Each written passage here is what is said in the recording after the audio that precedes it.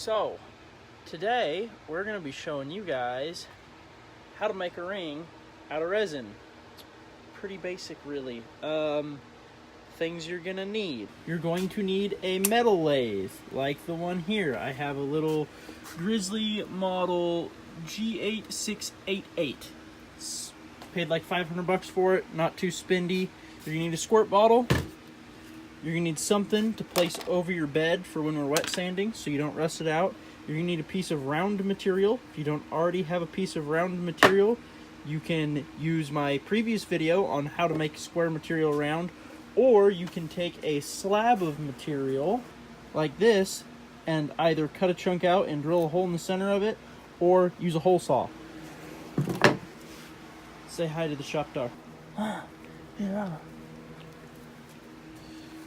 Other things you're going to need a extra piece of tooling steel. You need a boring bar, 45-degree chamfer tool. You don't have to, you can round the edge. You're going to need a tool with a flat face on the left-handed side so that you can make a nice smooth cutoff. Then you're going to need sandpaper, 220, 400, 800, 1000, 1500. That's about it. Let's jump into it. Alright, I hope this camera angle works for everyone. So, first of all, you're going to take your round piece of material and you're going to chuck it up in the lathe. You don't want to use too long of a piece because this end out here will start to wobble. You're going to need a shorter piece. I normally use a single blank already cut off to the size I need for one ring. About 1/2 inch is what I normally do, so this is 1/2 inch wide and about 1 1/4 inch in diameter. So you can use this. I'm just using this because it's already small enough that it will work. So first thing, you're going to chuck up your boring bar. If you do not have a 0-degree boring bar, meaning this face is perfectly flat compared to this face, these two will run into each other and be the same. There isn't any angle of cut here. It is 0 degrees on this face. If you do not have one of those, then you're going to need a drill chuck and a drill to put your pilot hole in. But this 0-degree boring bar is pretty nifty because it eliminates the need for one of those. And always wear your safety glasses. So you're going to set your tool so that this back corner is almost dead center of your material. And then you're going to take a nice, easy plunge. Take her nice and slow. Back it off every now and then. Let them tips clear so you don't overheat.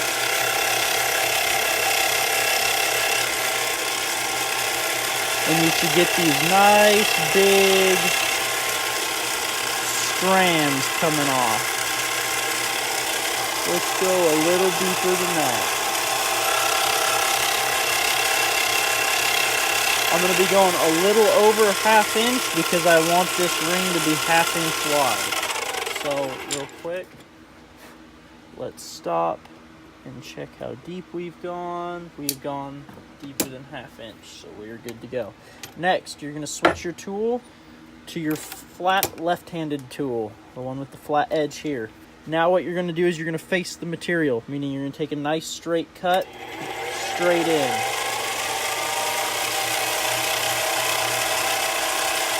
And all that does is it just squares up this face of the material here.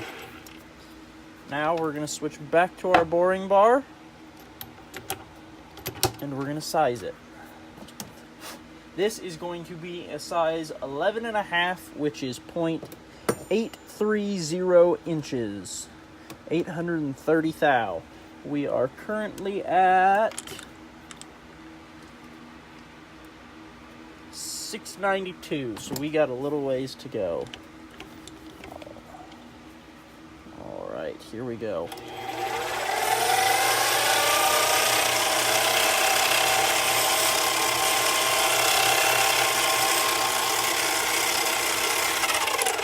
$760.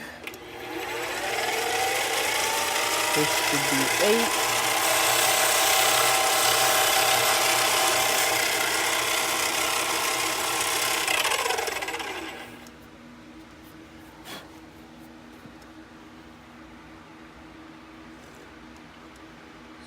795, close enough. We're gonna need to go 17.5 thousandths more. And I don't go quite that far, so I leave a little bit of room for sanding.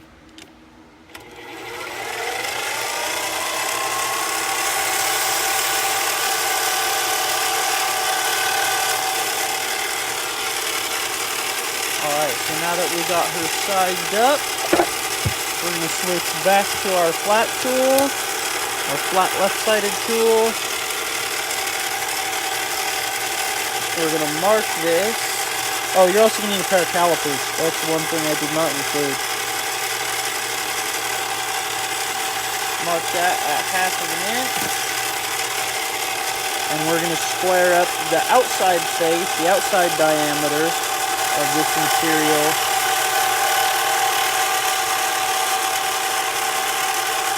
As well. That way, when we chuck it up in the lathe after we cut this piece off here, the center hole isn't going to be off. It may be off just a teeny bit, but it's not going to be an extreme amount. Now, take a cutoff tool. You don't have to have a cutoff tool for this, but it sure does help. And there we have our ring blank already sized. It's not quite perfectly sized, but we're going to fine tune that with the sandpaper here in just a moment. Take this and just... Now, here is where this piece of tooling steel comes in handy. You're going to put it up against your chuck, put your ring blank in, just barely tighten it so it's just barely holding it. Move this up and down and repeatedly tap this flat until it's in there nice and straight. That is going to help with the chamfering. I am going to be using this tool here to chamfer the inside of the ring, but normally I just round it over with some sandpaper. But I'm going to be chamfering it.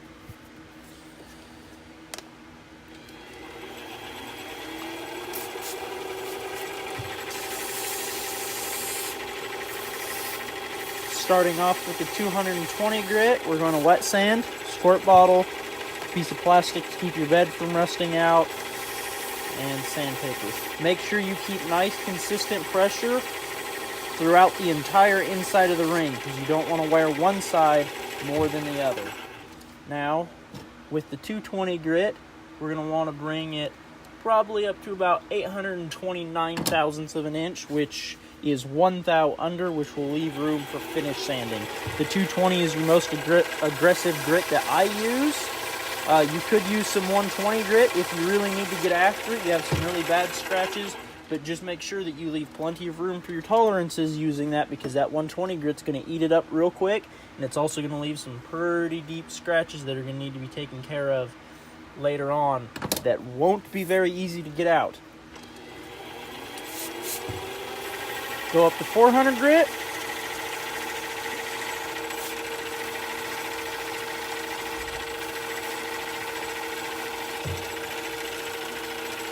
.800 grit.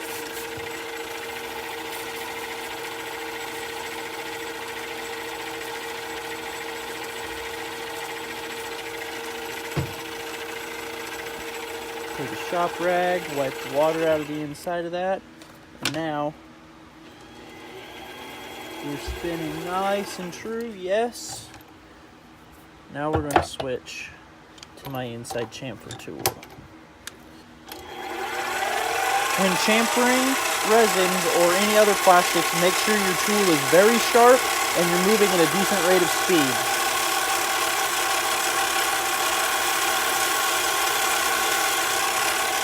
Otherwise, it's going to be ugly.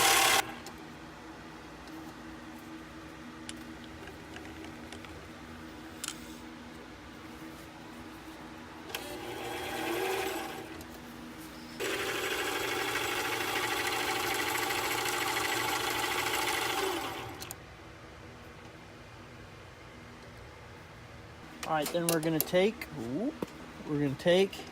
and flip it. And this time,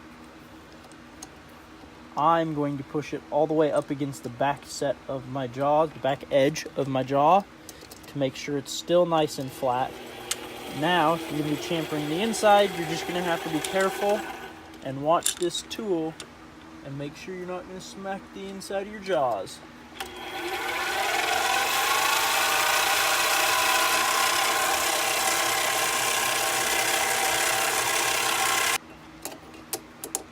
Now we're going to pull this out just a little ways.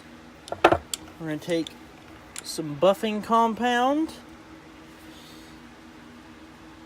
We're going to buff the inside of this ring real quick before we move on to working on the outside.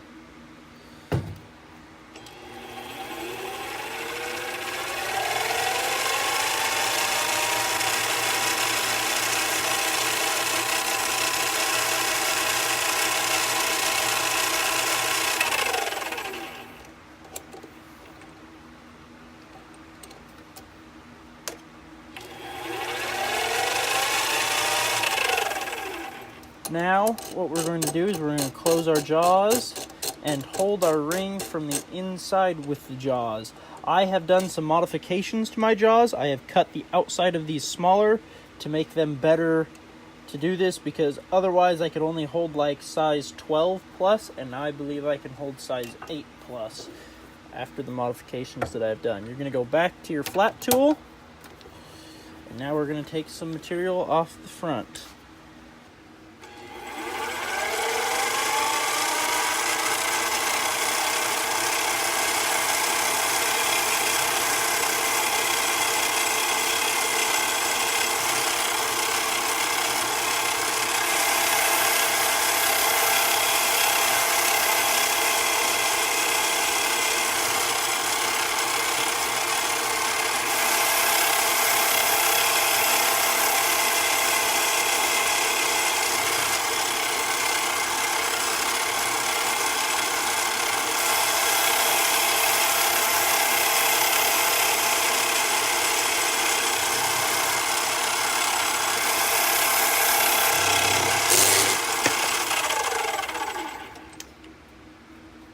Not tight enough. Due to that, we're going to have to refinish the inside. Be careful.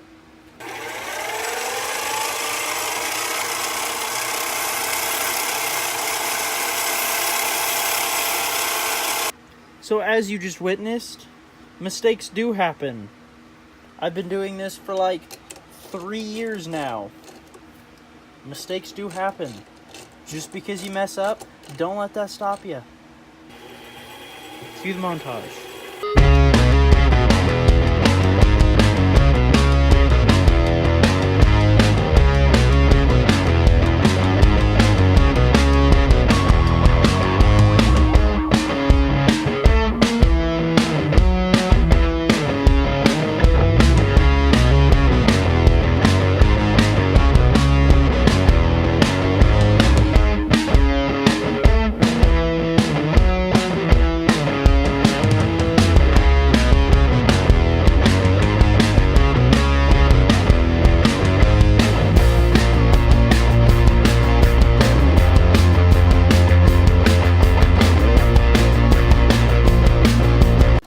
Looks like we cleaned her all up.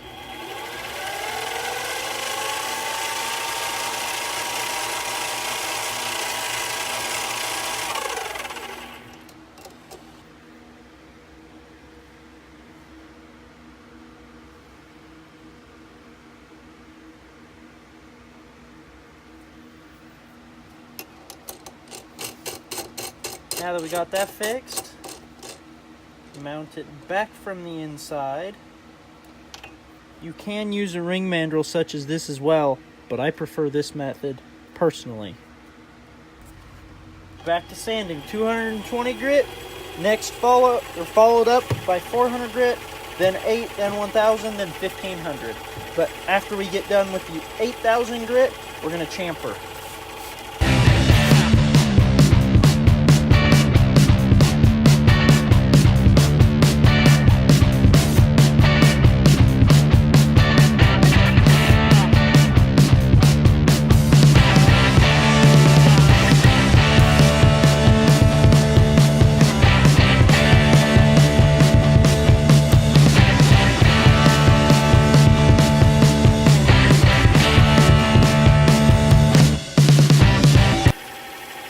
That's one thing about wet sanding that sucks. You can't see the scratches once it's wet, so you have to dry it off periodically to make sure you got everything.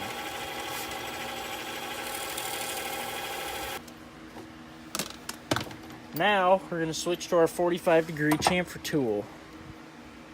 This one. And again, high speeds. First, unchuck this. Clear any residue from behind. Clear any residue on the side of the ring. And make sure it's mounted nice and flush. Because otherwise, your chamfer's not going to be straight. We're spinning straight, we're good to go.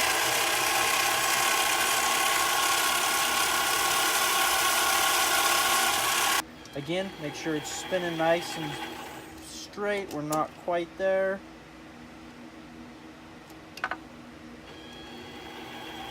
That's better.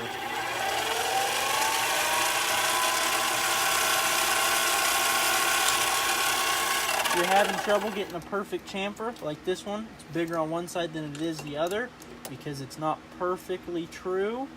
You're just going to take it and spin it a little bit and hit it again.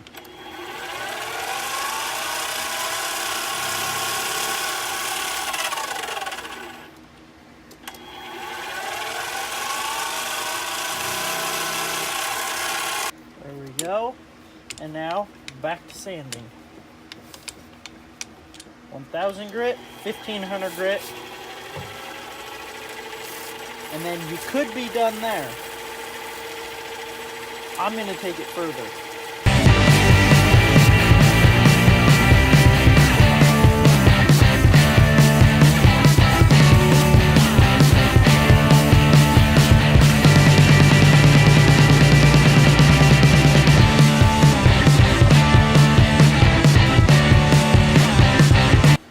Now, I'm going to take this off of here. Oh, we still got one deep scratch. We got two. Dang, gotta go back over it. Probably back to 400 grit, because I don't like those.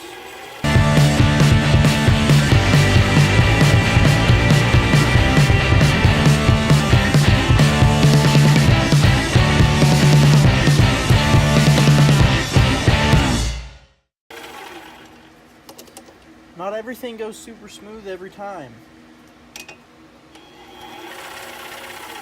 You have to be aware of that and okay with it.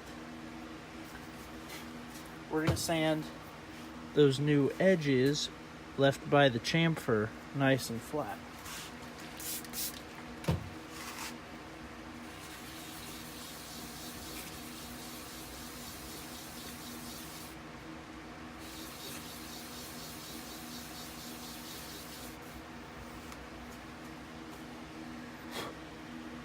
A little more buffing compound.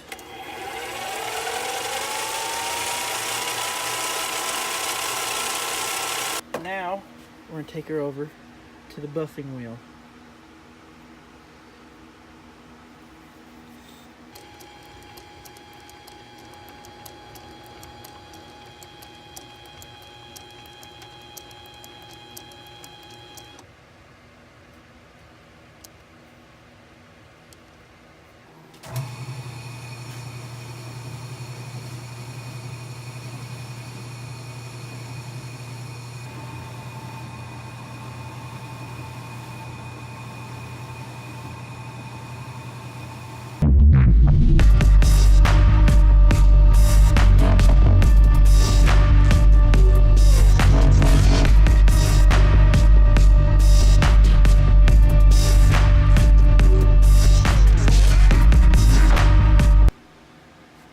So real quick, let's cover everything that you need to make a ring just like me versus everything I showed you in the very beginning of the video. I go just a little bit extra on some of mine. So, there she is, all finished up. You're going to need a metal lathe. You need a piece of plastic to sit on your bed to keep it from rusting from the water while you wet sand. Squirt bottle. 3M buffing compound. You're going to need, that's not the right tool. You're going to need a chamfer tool, straight edge tool, a boring bar, and a cutoff tool.